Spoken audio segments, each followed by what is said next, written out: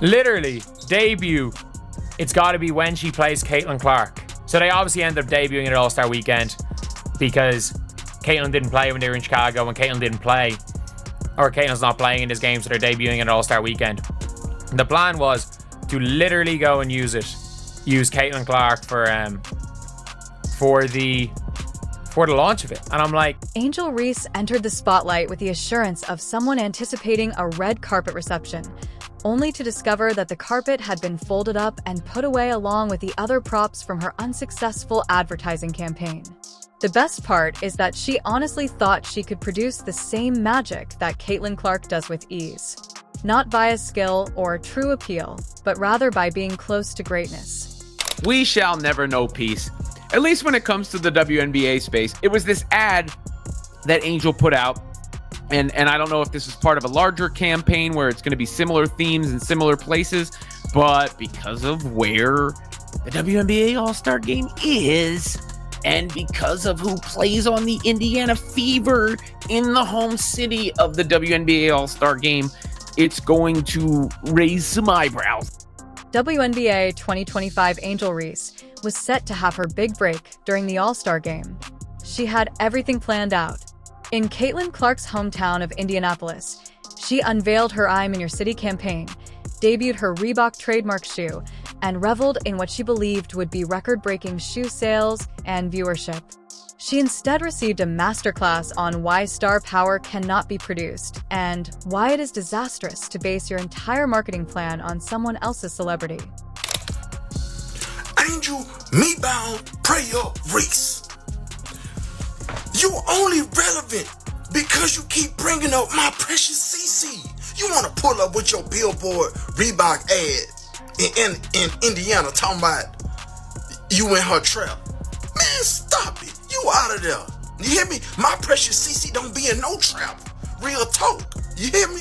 At the end of the day, she don't do those type of things. Yes. You hear me? Don't put that with her name at the end of the day.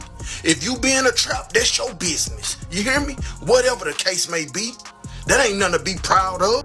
Let's address the most pressing issue. The iconic shoe that Angel Reese wore with Reebok. The Angel Reese one was positioned as the upcoming trendiest women's basketball shoe when it was released in the Diamond Dust and Maybounds colorways. In order to get the most exposure possible, Reebok and Ree made a huge push around the All-Star Game, precisely timing the Maybounds release. The disclosure occurred at precisely the wrong moment, which is the issue. It's one of those things where it's like, one basic blunder that underpinned Ree's entire marketing approach was the belief that Caitlin Clark's attendance at the All-Star Game would result in enormous viewership, which in turn would drive shoe sales. She believed that by being in the same arena as Clark, when Clark was supposed to light up the scoreboard, she could ride the Caitlin Clark wave without being superior or coming up with a great story of her own. it's one of those things where it's like it's very clear that one side is absolutely trying to milk whatever rivalry there is. Whatever rivalry there is, it is one side trying to do everything they can to keep it together, because that is where they're going to be at their most relevant. This is when it becomes delicious, though. Clark was hurt. The league's best attraction. The individual whose presence might make a Tuesday night game in Wisconsin into must-see television would be sitting on the bench in street clothes due to a groin injury sustained only days before the All-Star game. But there is the part of me that's like, is this really necessary?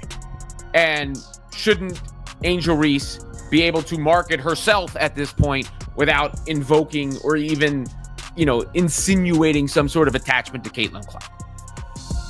Because if I'm being honest about it, people say that moment, and that moment was huge. It will live forever. That moment will live forever. But Caitlin Clark was on this trajectory already. And if anyone has benefited more from the attachment, at least from an attention standpoint, it's been... Subscribe if you're enjoying it. The data speaks for itself and paints a more stark picture than any staged spectacle. Caitlin Clark's 2024 WNBA All-Star Game attracted a record-breaking 3.44 million viewers. It was appointment television, the sort of cultural event that goes beyond athletics and turns into days' worth of water cooler talk.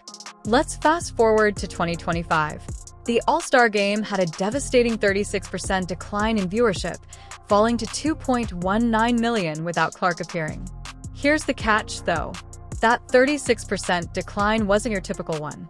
That represented a 36% decline in Clark's hometown during a gathering intended to leverage her popularity. So the WNBA's All-Star Game went down 36%. That is a lot. That's more than a third from last year. Last year was over 3.4 million people, and it went down to 2.1. Now, you could say it's a success. Yeah, for women's sport, that is still a lot of people. But at the same time, it really isn't a success, because think about it. It's the only sport playing. It's the only game that's going. And you only can draw that. So, and this is with all the stars. Remember, guys. In real time, Angel Reese saw her marketing plan go apart. The tickets, which were expected to be highly sought after, saw a 48% decline in value as soon as Clark was disqualified, going from $121 to just $64. She couldn't even be saved by the secondary market. Simply put, fans have little interest in shelling out top dollar to see an all-star game without the biggest talent in the league.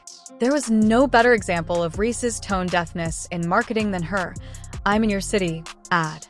The boldness of starting a territorial takeover campaign in Caitlin Clark's hometown of Indianapolis, Indiana, while Clark was injured and unable to play, was astounding.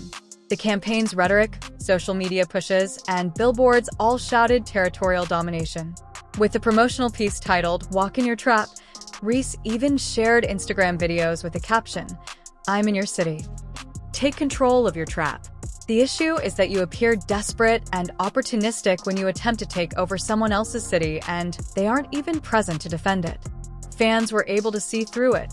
One user tweeted, "She can't even promote her own shoe without using Caitlin Clark," sparking a wave of criticism on social media.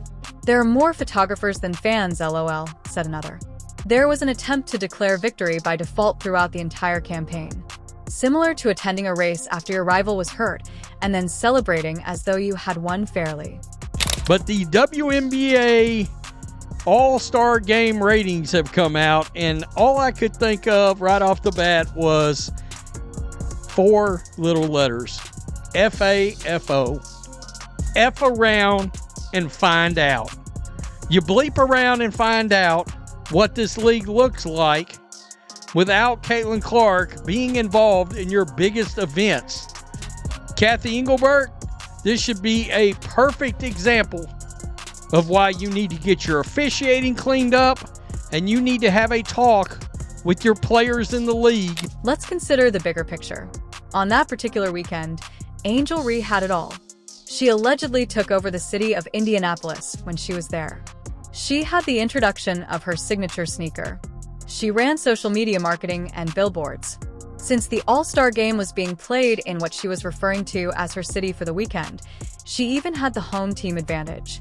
Still, no one gave a damn. By conveniently ignoring 2024's Clark-driven record and comparing 2025's popularity to 2023's 850,000 viewers, the WNBA attempted to spin the data in a positive light. However, that PR ploy was exposed by everyone. The league was effectively acknowledging that their level of interest had returned to pre-phenomenon levels in Clark's absence. Even more damning, 1.32 million people watched Friday night's three-point competition and skills challenge, a 90% increase over the previous year. The problem is that neither Angel Reese nor anybody else was responsible for that increase. The residual Caitlin Clark effect persisted. People were watching in the hopes of seeing the superstar who had revolutionized the league. WNBA All-Star Weekend is supposed to be the star of all stars. All the big dogs is out. Asia Wilson, Sabrina Ionescu, Brianna Stewart, everybody's out. The big dogs are out. You got the rookie, you got Angel Reese, Miss Me Too. All of the stars are here. And look at this news. The get-in price for the WNBA All-Star Game in Indianapolis has dropped 48% from $121 to just $64 after news broke that Caitlin Clark won't be playing. Angel Reese made a basic error in judgment that went beyond timing. The goal was to comprehend what genuinely piques consumers' curiosity. She thought, I can do that too, after glancing at Caitlin Clark's shoe deals. She anticipated that she would experience the same thing after witnessing Clark's Nike Kobe 5 Pro sell out in a matter of minutes, with resale prices reaching $600 for a $190 shoe. This is what she missed, though. Since they are Clark's shoes, they don't sell. They are successful because Clark has established a sincere bond with her audience via her play, character, and sincerity. There was more to Clark's 8-year, $28 million Nike contract than just financial gain. It involved a brand identifying a once-in-a-generation talent with the ability to actually make a difference.